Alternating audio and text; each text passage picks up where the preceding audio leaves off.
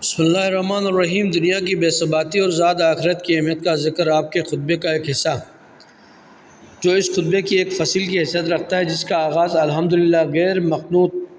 من رحمت سے ہوا ہے، اور اس میں 11 تنبیہات ہیں۔ اما بعد، یہ دنیا پیٹ پھیر چکی ہے اور اس نے اپنے وعدے کا اعلان کر دیا، اور آخرت سامنے آ رہی ہے اور اس کے آثار نمایاں ہو گئے ہیں۔ یاد رکھو کہ آج میدان عمل ہے اور کل مقابلہ ہوگا، جہاں سبقت کرنے والے کا انعام جنت ہوگا اور بد عمل کا انجام جہنم ہوگا۔ کیا اب بھی کوئی ایسا نہیں ہے جو موت سے پہلے خطاؤں سے توبہ کر لے اور سختی کے دن سے پہلے اپنے نفس کے لیے عمل کر لے؟ یاد رکھو کہ آج تم امیدوں کے دنوں میں ہو جس کے پیچھے موت لگی ہوئی ہے، تو جس شخص نے امید کے دنوں میں موت آنے سے پہلے عمل کر لیا، اسے اس کا عمل یقیناً فائدہ پہنچائے گا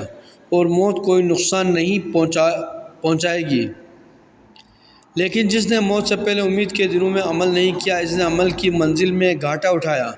اور اس کی موت بھی نقصان دہ ہوگی۔ آگاہ ہو جاؤ، تم لوگ راحت کے حالات میں اسی طرح عمل کرو جس طرح خوف کے عالم میں کرتے ہو، کہ میں نے جنت جیسا کوئی مطلوب نہیں دیکھا ہے جس کے طلبگار سب سو رہے ہیں، اور جہنم جیسا کوئی خطرہ نہیں دیکھا جس سے بھاگنے والے سب خواب غفلت میں پڑے ہوئے ہیں۔ یاد رکھو کہ جسے حق فائدہ نہ پہنچا سکے گا، اسے باطل ضرور نقصان پہنچائے گا، اور جسے ہدایت سیدھے راستے پر نہ لا سکے گی، اسے گمراہی بہرحال کھینچ کر ہلاکت تک پہنچا دے گی۔ آگاہ ہو جاؤ کہ تمہیں کوچ کا حکم مل چکا ہے اور تمہیں زاد سفر بھی بتایا جا چکا ہے، اور تمہارے لیے سب سے بڑا خوفناک خطرہ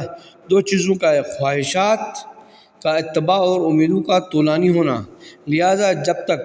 دنیا میں ہوا اس دنیا سے اور زاد راہ حاصل کر لو جس کے ذریعے کل اپنے نفس کا تحفظ کر سکو۔ سعید رضی رحمۃ اللہ علیہ: اگر کوئی ایسا کلام ہو سکتا ہے جو انسان کی گردن پکڑ کر اسے زہد کی منزل تک پہنچا دے اور اسے عمل آخرت پر مجبور کر دے، تو وہ یہی کلام ہے۔